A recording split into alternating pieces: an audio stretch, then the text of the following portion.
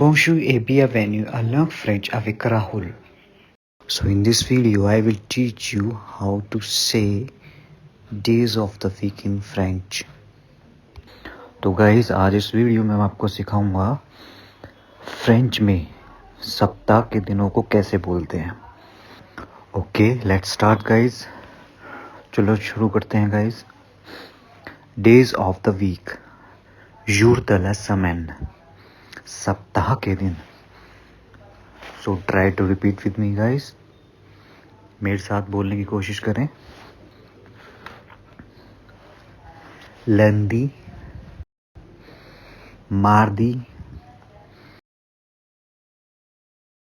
mercredi,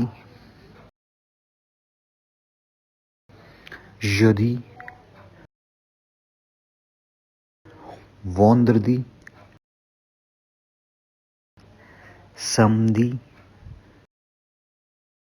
dimanche. Shall we repeat them one more time? हम फिर से इन्हें एक बार रिपीट करेंगे.